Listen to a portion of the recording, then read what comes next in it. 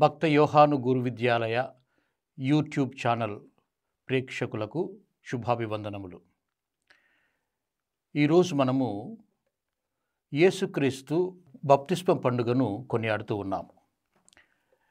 ఈ పండుగతో మనం క్రిస్మస్ కాలాన్ని ముగిస్తాము. ఇప్పటి నుండి సామాన్య కాలంలోకి ప్రవేశిస్తాము. తపస్సు కాలం వరకు సామాన్య కాలం కొనసాగుతుంది.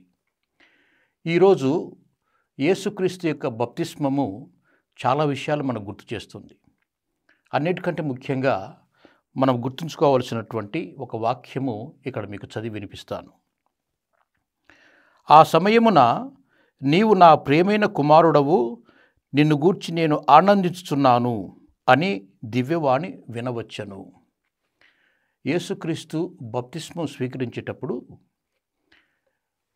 ప్రజలందరికీ వినిపించినటువంటి ఒక స్వరము, అలాగే యేసుక్రీస్తును ప్రత్యేకంగా ఆయన్ను ఉద్దేశించి పలికినటువంటి ఈ స్వరము.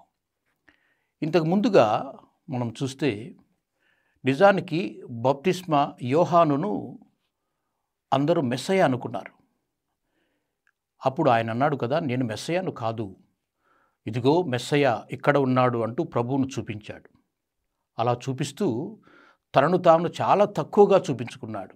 ఆయన అన్నాడు కదా, నేను ఆయన పాదరక్షల వారును విప్పుటకైనను యోగ్యుడను కాను అన్నాడు. అంటే తనను ఎంత తగ్గించుకుంటే ఆయన అంతగా హెచ్చింపబడతాడు అన్నటువంటి గొప్ప సూచనతో ఆయన ఈ మాట చెప్పినట్టు మనం గమనించాలి. పాదరక్షలు విప్పేవారు ఎవరు విప్పుతారు అంటే ఎక్కువగా ఇంట్లో ఉన్నటువంటి సేవకులు లేదా చిన్నపిల్లలు పాదరక్షలు విప్పుతారు. మరి అటువంటి స్థానానికి తనను తాను దించుకున్నటువంటి మహా గొప్ప పునీతుడు యోహాను గారు.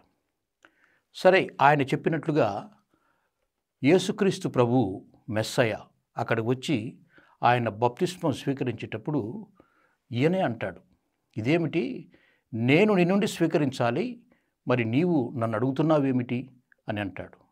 అందుకు యేసుక్రీస్తు ప్రభు ప్రస్తుతానికి అలా జరగనివ్వు అంటూ తనకు ఒక సూచన ఇస్తాడు. ఈ విధంగా ఆ బప్తిస్మం జరిగేటప్పుడు ఆ సన్నివేశంలో ఒక పావురము ఆయన మీదకి దిగిరావటం గమనిస్తాము. అంటే పవిత్రాత్మైన సర్వేశ్వరుడు ఆయనను అభిషేకించినటువంటి క్షణము అది. దేనికి అభిషేకిస్తున్నాడు? ఇక అప్పటి నుండి ఆయన తన పరిచర్య ప్రారంభించాలి. మెస్సయ్యగా తన పరిచర్యను ప్రారంభిస్తూ ప్రజలను అప్రమత్తం చేస్తూ ప్రజలను దుష్కార్యముల నుండి త్రిప్పుతూ హృదయ పరివర్తన కలిగి ఉండి దేవుని రాజ్యంలో ప్రవేశించండి, దేవుడి రాజ్యంలో మీరు అర్హతను సాధించండి, మీరు అభ్యర్థులు కండి అంటూ చెప్పడానికి ఆయన ఇదిగో అప్పటి నుండి తన పరిచర్యను ప్రారంభించాలి. దేవుడు ఆయన ఆ విధంగా అభిషేకించినట్లు మనం గమనిస్తాము. ఆ తర్వాత చెప్పినటువంటి ఈ వాక్యము, నీవు నా ప్రియమైన కుమారుడు. అంతవరకు నిజానికి కొన్ని వందల సంవత్సరాలుగా దేవుడు ప్రజలతో ప్రత్యక్షంగా మాట్లాడలేదు. కనీసము ప్రవక్తలను కూడా పంపించలేదు. కొన్ని వందల సంవత్సరాలు జరిగాయి. ఈ జరిగినటువంటి ఈ కాలంలో ప్రజలకు అంత అయోమయ స్థితి. ఏది తప్పో, ఏది ఒప్పో, ఏది నిజమో, ఏది అబద్ధమో, ఏది వెలుగో, ఏది చీకటో వాళ్ళకు అర్థం కాలేదు. అటువంటి స్థితిలో వచ్చినటువంటి వాడు యోహాను ఇదిగో ఈయన మెస్సయ్య అంటూ ప్రభువును చూపించినటువంటి సందర్భము. ఇవన్నీ కూడా జరిగినటువంటి చాలా గొప్ప సన్నివేశము యేసుక్రీస్తు యొక్క బప్తిస్మము. సరే, ప్రభువు ఎందుకు బప్తిస్మం స్వీకరించాడు? మామూలుగా పాపం చేసిన వారికి కదా, పాపము నుండి పవిత్రతలోకి ప్రవేశించేవారికి కదా. కానీ ప్రభువు ఎందుకు, ఆయనకు పాపం లేదు కదా అని అంటే, పాపాత్ములమైన మనందరితో తనను తాను మమైక్యం చేసుకుంటూ మనలో ఒక సభ్యునిగా ఉండటానికి ఆయన బప్తిస్మం స్వీకరించినట్లు మనం గమనిస్తున్నాము. ఆయన తనను తాను మనుష్య కుమారుడు అని పిలుచుకున్నాడు. ఎవరు కూడా ఆయన మనుష్య కుమారుడు అని పిలవలేదు, తనను తానే పిలుచుకున్నాడు. అంటే ఎంత గొప్పగా మనుష్యులలో ఒకడిగా ఉండాలని ఆయన తాపత్రయపడినాడో దాన్ని బట్టి మనం గమనించవచ్చు. ఈ విధంగా ప్రభు మనుష్యులలో తాను కూడా ఒకటిగా ఉండాలని కోరుకుంటూ మనుష్యులకు ఏది అవసరమో బప్తిస్మము మొదటగా దాన్ని స్వీకరించాడు.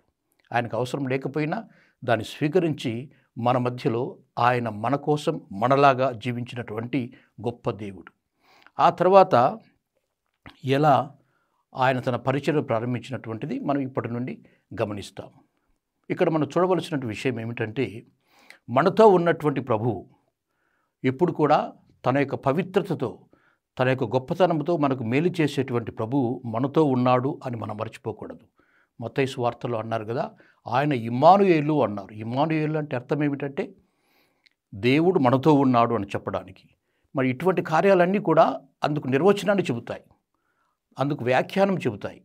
బప్తిస్మము ఆయన స్వీకరించి నేను మీలో ఒకడిని అని ఆయన పరోక్షంగా మనకు చెప్పినటువంటి సన్నివేశం ఇది.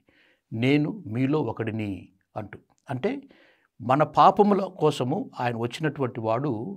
మన పాపములను ఆయన గుర్తు చేస్తూ, ఈ పాపము నుండి మీరు వైదొలగాలి, మీరు పవిత్రతలోకి ప్రవేశించాలి అంటూ చెప్పినటువంటి ఒక గొప్ప సన్నివేశం.